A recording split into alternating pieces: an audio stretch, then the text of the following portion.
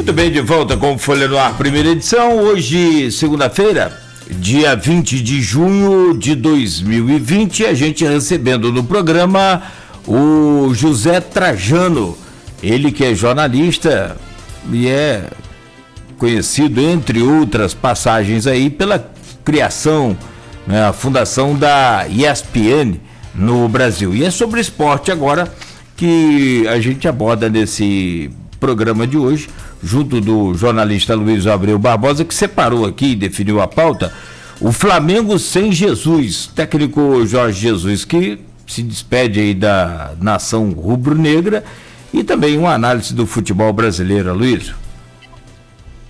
Cláudio, só para lembrar você que o caneco que um amigo meu me deu, que ri melhor que ri por último, Tricolor. Ô, rapaz, foi mesmo. Você demorou pra lembrar aí, eu achei que ia passar direto, que a gente tava aqui tudo na paz, falando de política, mas parabéns pelo título. Aliás, vendemos caro aí essa vitória, valorizamos aí, senão a verdade é que o Flamengo também não jogou tudo que vinha jogando, né?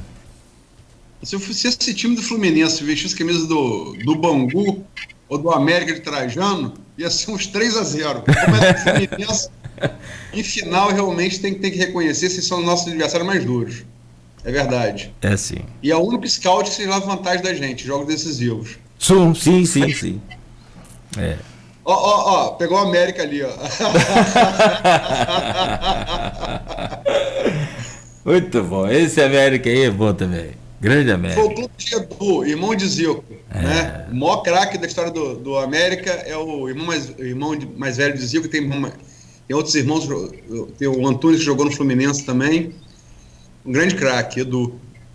Aliás, quem mandou abraço aqui foi a torcida do Goitacás, mandando abraço aí pro Trajano também. Tem vários comentários aqui, comentários. Programaço, Gervásio Neto. Mas eu vou começar esse bloco na transição da política para o futebol com uma pergunta aqui do Jorge Gomes Coutinho, que é um querido amigo e sociólogo, cientista político da UF Campus. Ainda uma outra questão, e é com o caminho interpretativo que faço. Há poucas instituições e manifestações coletivas que agrupem coletividade e identidade no Brasil que não tiveram interrupção. O futebol é uma das esferas brasileiras, mesmo na ditadura. Como Trajano vê a relação entre futebol e política no Brasil? Bom, antes de qualquer coisa, eu quero fazer uns registros, porque senão o programa acaba e a gente não faz os registros que eu gostaria de fazer. Aproveitando essa oportunidade que vocês estão me dando, viu, Luiz? Já falei do querido Pérez Ribeiro, então vamos falar em futebol, grande biógrafo do Didi, né? Valdir Pereira, um dos orgulhos do futebol campista, assim como Pinheiro, Evaldo, Amarildo, né? E tantos outros. Até o Odivan, que acho que mora até hoje aí, né? Em Campos. Né? Muito bem. Outro registro que eu gostaria de fazer é sobre a música popular brasileira. Que outro dia eu falei do Wilson Batista, que morreu no 7 de julho, e hoje estaria completando 80 anos, os maiores cantores da música popular brasileira, Roberto Ribeiro. Estaria completando hoje 80 anos, o grande cantor ligado ao Império Serrano, gravou discos maravilhosos de samba. Outro grande campista ligado à música popular brasileira. Essa história de futebol e política tem tudo a ver, menos para aquele garotinho que virou garoto propaganda da Globo, que ficou famoso, o rico, Thiago Leifert, né, que disse que futebol e política não se misturam. Pelo contrário, futebol e política sempre se misturaram e o futebol sempre foi utilizado por vários regimes, vários governos. Quando a Itália foi para a França disputar a Copa de 38, o Mussolini já disse para o time: jogaram até morrer, vocês têm que voltar com o título, senão vocês vão ver. E a Itália voltou com o título. Aliás, o Mussolini foi à França ver o jogo final, e o capitão italiano, se eu não me engano, não sei se era o Meazza, que deu nome ao estádio lá de Milão, né, fez o gesto nazista lá da tribuna para saudar o Mussolini. Vamos dar um exemplo que está acontecendo agora no Brasil, para não ir para longe tão a fundo. né? A atuação do Flamengo, time aí do Aloysio, que não é do Flamengo Clube. O Flamengo Clube é o orgulho da nação brasileira, né? Eu até outro dia escrevi um negócio, até fui mal interpretado, mas dane-se. Eu falei assim, eu torço pelo América. Um time até que já foi mais ou menos grande, década de 30, 40, 50.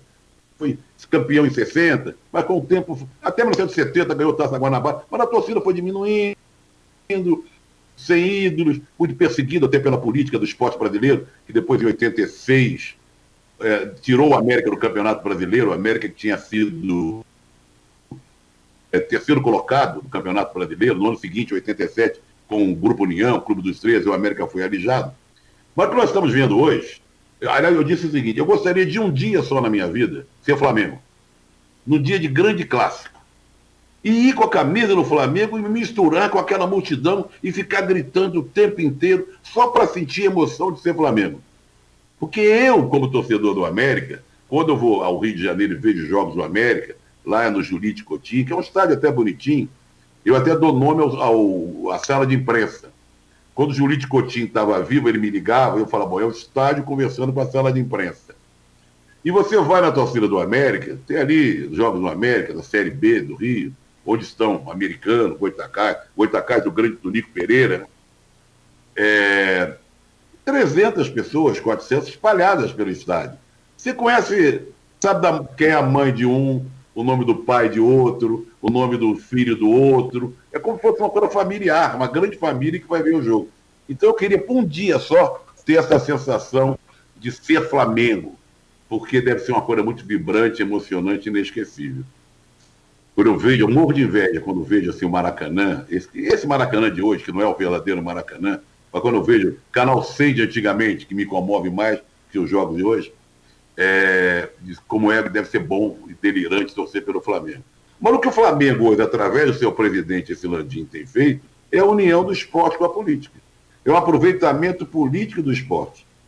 Se abraçou ao Capitão Corona, conseguiu que o Capitão Corona lançasse um MP, que tem algumas coisas até interessantes, mas não houve uma discussão suficiente entre os clubes, foi uma coisa só dada, feita em cima de uma hora para outra, com o objetivo claro de afrontar a TV Globo, porque, no caso, a TV Globo veio fazendo muitas críticas ao governo do Capitão Corona. Então foi uma coisa para afrontar a TV Globo, com apoio do Flamengo, porque hoje em dia quem está ao lado do Capitão Corona é o SBT, está aí até transmitir o jogo, é a Rede TV, a Jovem Pan, descaradamente a favor, e a Record, o Bispo, a favor do Capitão Corona. Então o Flamengo, com esse Landim, tem unido futebol e política de uma forma completamente perversa. Essa MP não houve discussão entre os clubes. O retorno do futebol carioca também apressadíssimo. Foi uma pressão política feita principalmente pelo Flamengo. E a política está presente em tudo. Nós fazemos política o tempo inteiro.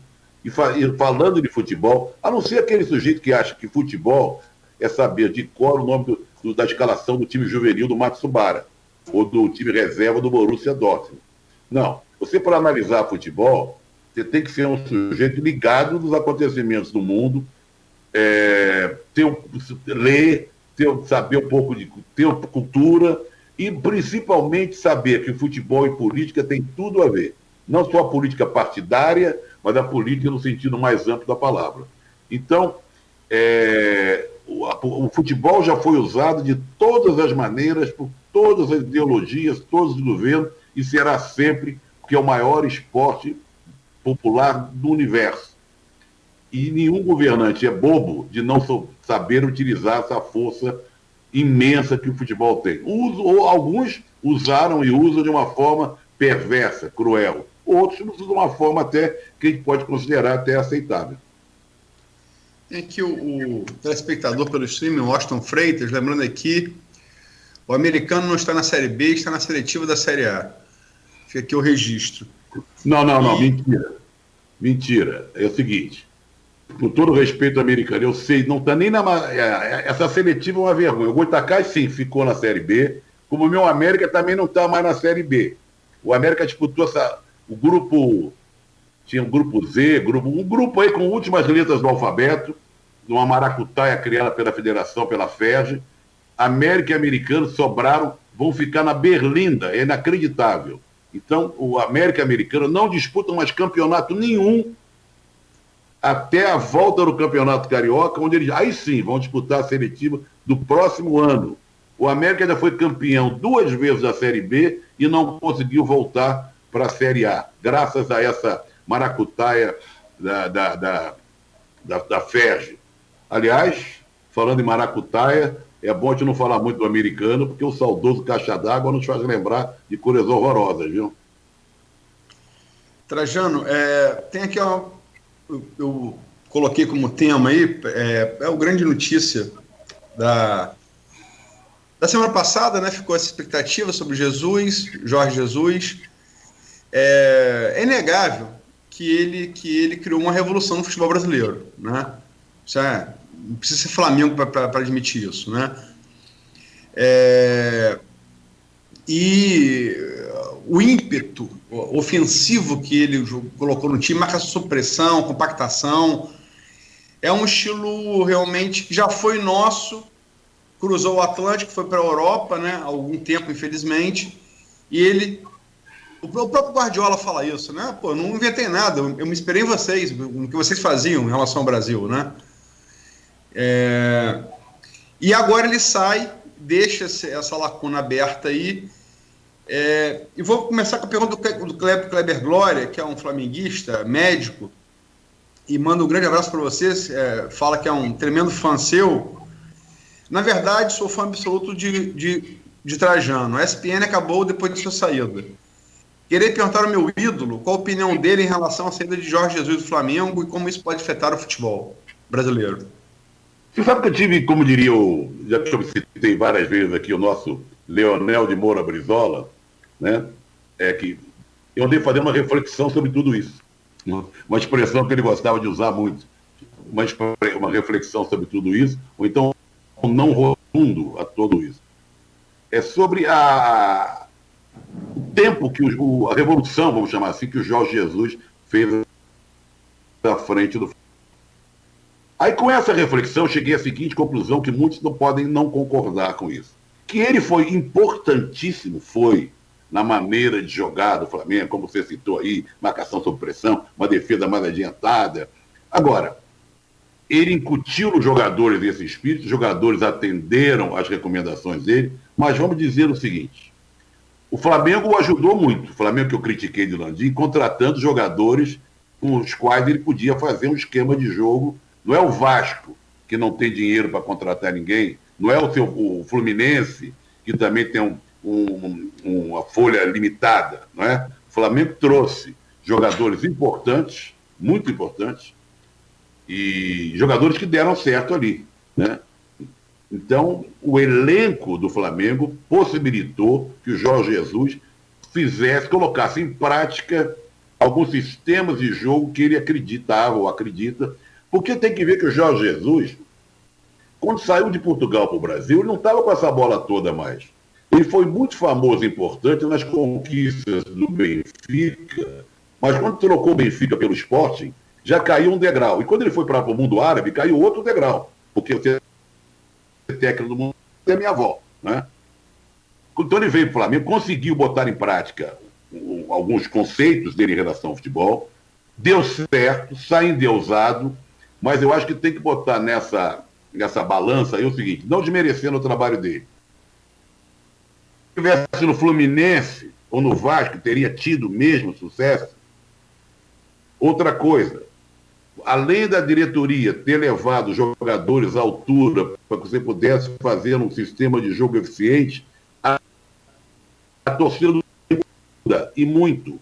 Tanto que você viu o comportamento do Flamengo nesses jogos sem público, foi um comportamento completamente diferente do Flamengo, quando a torcida do Flamengo lotava o Maracanã, proporcionando os maiores públicos do Campeonato Brasileiro. A torcida do Flamengo tinha um público de 60 mil pessoas, em média. Então a torcida ajudou muito, compareceu. A diretoria do Flamengo, essa diretoria que eu contesto e critico muito, conseguiu trazer bons jogadores, né? E ele conseguiu aí, enfim, realizar, colocar em prática seus conceitos. Mas eu não acho que ele é um super-homem, o maior de todos os tempos. Eu acho que ele sai do Brasil, volta para Portugal, deixando um trabalho admirável, mas não vejo ele como com essa bola toda que nós estamos falando. Eu daria a ele, por causa desses ingredientes que eu estou falando, não nota 10, nota 8,5, para ser rigoroso. Mas, claro, o Flamengo vai dever muito, que eu acho que talvez, porque a história paga muita coisa. Talvez o maior técnico estrangeiro do Flamengo não tenha sido o Jorge Jesus, e sim Freitas Solis, tricampeão com o Flamengo em 54 e 55. E alguém fala de Freitas Solis. Ganhou 3 títulos seguidos. Tricampeão. 2 deles em cima do América, em 55, final em 56. Então, devagar com andor, como diria outro. Eu sei que nesse momento de euforia, Jorge Jesus. E outra coisa que eu achava também que não tinha sentido. No futebol nosso, que não dá lucro, futebol de prejuízo, futebol muito mal administrado, pela federação, pela CBF e tal, o salário prometido pelo Flamengo ao Jorge Jesus para continuar era um absurdo. Claro, ele não tem nada com isso. Você pede, o cara quer pagar, tudo bem, dane-se, né? Mas eu acho um exagero. Nós não temos tamanho para pagar esses milhões de euros a um técnico de futebol. Por melhor que ele seja. Tem aqui também o Rider Gonçalves, né, que pergunta aqui sobre como é que foi a história quando você foi morar na Itália junto com o Sócrates, quando ele jogava lá. Eu tenho que dizer o seguinte, a gente fala muito de ESPN, eu fui da ESPN, criei a ESPN. Eu trabalhei em tudo quanto é lugar que vocês possam imaginar. Tanto que eu tenho 50 e tantos anos de trabalho jornalístico. Comecei no Jornal do Brasil. O Jornal do Brasil ainda era Rio Branco, não era aquele da Avenida Brasil que virou hospital. Trabalhei no Correio da Manhã, no Diário de Notícias, no Jornal dos Esportes, na Tribuna de Imprensa, na Folha 3 vezes, no Jornal da Tarde, na Veja, na Isto É, né? Criei um jornal junto com um grupo muito legal em Londrina, Panorama, Jornal Diário. Eu era editor, só falei isso tudo para dizer que eu era editor de esportes da Folha. Saí, pedi demissão, tinha me separado da minha mulher, aquela coisa toda. Eu falei, eu vou mudar de áreas. E resolvi ir para a Itália, com uma namorada que eu tinha. E fomos para a Itália. Lá jogavam Zico, Júnior, Juari, Pedrinho, Luvador, Terezo. E o Sócrates, né? E aí eu já conheci o Sócrates, como editor da Folha, eu tive alguns contatos com ele, tinha ido lá no Parque São Jorge entrevistá-lo e tal. Quando eu cheguei na Itália, procurei o Sócrates para bater papo, para entrevistar e tal. Eu achava que eu podia até sobreviver mandando matérias com esse pessoal. Fui para Florença, fiquei lá numa pensão, ligava para o Sócrates, e toda noite eu ia para a casa dele. Vem cá, vamos tomar uma aqui, vamos jogar um poker, vamos bater papo, vamos ouvir música. E eu passei aí, praticamente todas as noites, para a casa do Sócrates. E todas as noites a gente jantava, tomava jogava poker, batia papo, saudades do Brasil. E eu pegava um táxi, ele morava numa colina, assim, não era nem em Florença, era em Grácina, uma cidade próxima, um distrito, vamos dizer, de Florença. Até que ele disse assim, não vai agora não, todo dia você vai para casa de noite, dorme aí, pô. Dorme aí, tem quarto sobrando, a casa era imensa. A gente continua a conversa amanhã. Pô, desse dorme aí, fica aí, que a conversa continua amanhã, eu fiquei 9 meses. Passei 9 meses ou 8 meses, assim, morando na casa do Sócrates, uma das pessoas mais generosas que eu conheci. Convivi de perto, evidentemente, que morava na casa dele, foi meu grande amigo, grande companheiro, durante o tempo que ele jogou na Fiorentina. Ele com muitas saudades do Brasil, ele querendo voltar para o Brasil para acompanhar tudo que acontecia aqui. Não se deu bem lá na Fiorentina, teve vários problemas com os donos do clube, os Pontello, com alguns jogadores do elenco. Mas foi uma época inesquecível para mim, porque o Sócrates, as maiores figuras assim, queridas que eu conheci na minha vida. Trajano, estamos chegando já 2 minutos do horário determinado para acabar o programa, mas sem pressa. Podíamos ficar aqui falando contigo 3, 4, 5 horas. Mas o futebol brasileiro, que panorama você faz do futebol brasileiro hoje? E até a próxima Copa do Mundo? No Catar. Eu vejo com bons olhos, mas também não vejo com maus olhos assim também, porque é um ponto de interrogação. A gente vem se dando muito mal nos últimos tempos, né? Em relação à Copa do Mundo, né? Os ídolos brasileiros, ou seja, os melhores jogadores brasileiros, como a gente sabe, já faz tempo, estão fora do Brasil. O Neymar ainda é o melhor jogador do Brasil, apesar de ser uma figura fora do campo, esquisita, questionável, ausente dos assuntos mais importantes para a nação brasileira. Ele ainda é um menino mimado, cercado de parças, mas dentro de campo ainda é nosso grande jogador. É pouco para quem quer fazer uma seleção legal, né? Nós temos alguns jogadores encerrando a carreira, como Thiago Silva. O futebol brasileiro hoje é lá fora, né? Nós tivemos o Flamengo como um grande momento no futebol brasileiro, mas o Flamengo foi campeão também porque os outros abaixo dele eram muito ruins, né? O Flamengo tinha um futebol exemplar, enquanto os outros times com futebol muito aquém. E agora vai continuar aquém, né? Porque não houve mudança favorável nenhuma em relação aos clubes. Os clubes estão devendo, estão se desfazendo mais uma vez dos seus melhores jogadores, caso do Corinthians com o Pedrinho, o Palmeiras com o Dudu, né? Então, não há renovação no futebol brasileiro aqui dentro, e os jogadores brasileiros que estão lá fora são nossa esperança para que a gente possa fazer uma seleção digna, pelo menos. Mas não vejo, assim, potencial para a gente voltar aos grandes momentos do futebol brasileiro, onde sobravam craques. Nós temos bons jogadores, né? O Firmino, o Richarlison, Marquinhos, mas temos a única posição que nós temos muito bem, parece curioso, né? É de goleiro. Nós temos 2 goleiros jogando na Inglaterra que estão entre os melhores do mundo. Tem aqui várias manifestações que eu Marcelo Sampaio, né, historiador. Bom dia, Luiz Cláudio Trajano. Parabéns pelo ilustre convidado de hoje, que é uma das maiores referências éticas do jornalismo que eu tive o prazer de entrevistar quando ele lançou no Rio de Janeiro o livro Tijuca América, cujo título homenageia duas das grandes paixões dele, que são o bairro Carioca da Tijuca e o América Futebol Clube. Gervásio Neto, esse é seu fã, desde que eu não sei o programa, ele é seu fã. Esse é antigo. Um programa desse nível teria que durar 3 horas, concordo, Gervásio. Uma pena que não terá como Trajano falar de seus livros, do seu site O Trajano. Até agradeço pela publicação aí eu peguei quando aniversário de morte de Didi, um texto do Pérez Ribeiro, um do Carlos Heitor Coni, já falecido, e um de Chico de Aguiar, né? 3 jornalistas de Campos, um jornalista da capital, que é o Coni, já falecido, e Trajano republicou no site dele. Agradeço aí. E do maravilhoso podcast Pontapé, inspirado no velho e inesquecível pontapé inicial da velha SPN Brasil. De qualquer forma, agradeço a Folha FM por nos brindar com o convidado desse quilate. Obrigado, mestre Trajano. Sebastião Carlos Freitas foi editor-geral da Folha, jornalista pelo qual tenho grande respeito, está hoje em Minas Gerais. Muito bom ver José Trajano, um exemplo a ser seguido no jornalismo. E várias outras manifestações.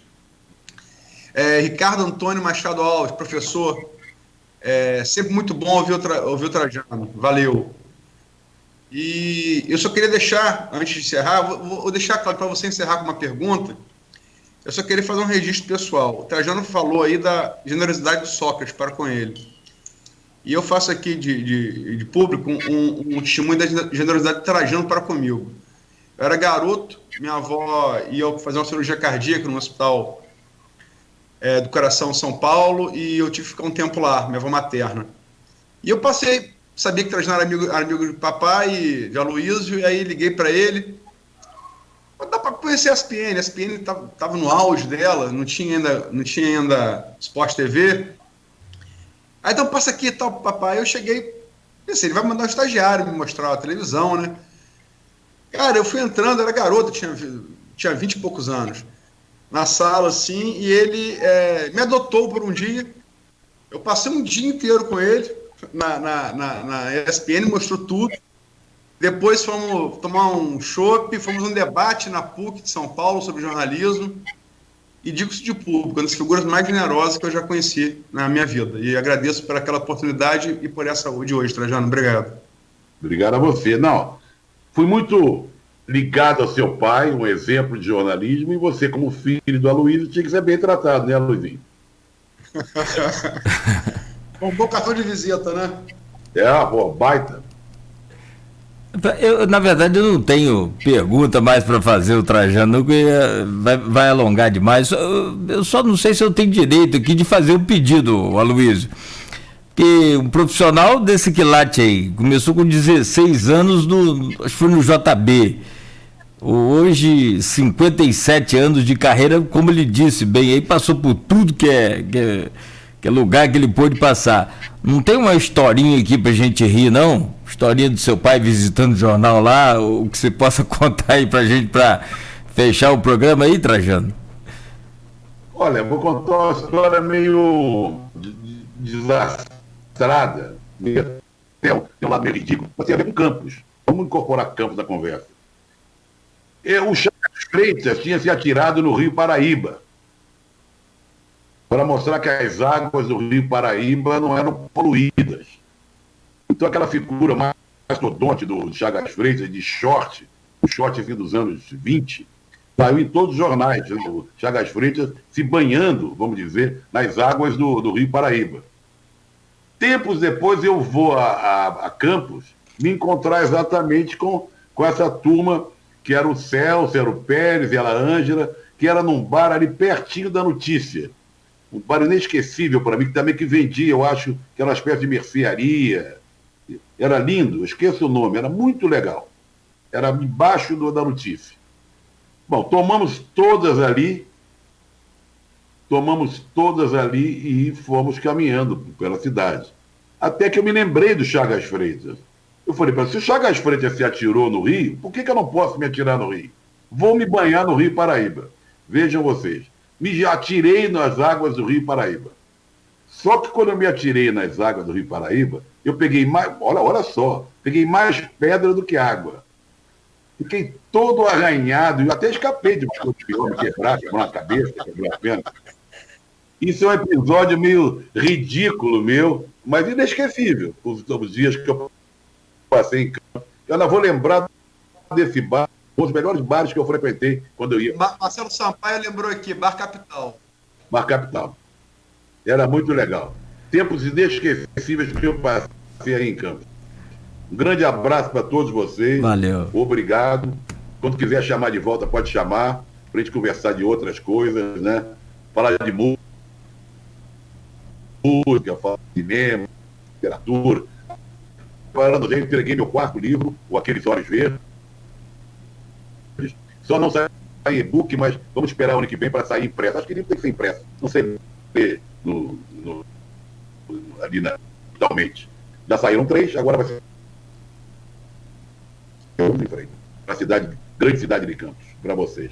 Beleza, bacana. Obrigado. Se quiser deixar o endereço do canal aí para acompanhar, fica à vontade, Trajano. Não, você pode acompanhar o programa que eu faço na TVT com o Trajano. Ele passa ao vivo na TVT, na Rádio Brasil Atual e no meu Face. Uhum. E tem também o Pontapé, o podcast que você pode encontrar. Agora não está no Face porque não durante esse tempo de pandemia. Mas você entra na Central 3, tudo junto, Central 3 numeral, e você acompanha o podcast, que é toda segunda-feira, 8 da noite. E a newsletter e o site, que eu sempre estou enviando aí para o Aloysinho, para a turma, para amigos e tal. Bacana. Seja sempre bem-vindo aqui a Campos e ao programa Folha no Ar. Aqui é o Grupo Folha, que te abraça sempre. Grande abraço, bom dia, amigo. Um abraço, bom dia para todos. Valeu, obrigado. Aloysio, fechamos por aqui, então. Lembrar só que amanhã, programa democrático, e Trajano é uma figura que tem uma tremenda admiração, um jornalista, ninguém não esconde, faz questão de não esconder, deixa claro isso, de esquerda, um homem de esquerda, uma história respeitabilíssima, Mas amanhã vamos entrevistar um herdeiro do político de direita em Campos, herdeiro político, o Bruno Viana, o filho do deputado estadual recentemente falecido, morreu de Covid, né? Deputado estadual Gil Viana. Vamos entrevistar aqui amanhã o Bruno Viana, seu filho mais velho, que assumiu o comando do PSL de Campos com a morte de Gil e é pré-candidato a vereador de Campos. Perfeito. A partir das 7 da manhã. São 9h09. Fechamos aqui o Folha no Ar, primeira edição de hoje. Amanhã às 7 de volta. Fique ligado na programação. Vem muito mais informação a partir de agora e música aqui na Folha FM.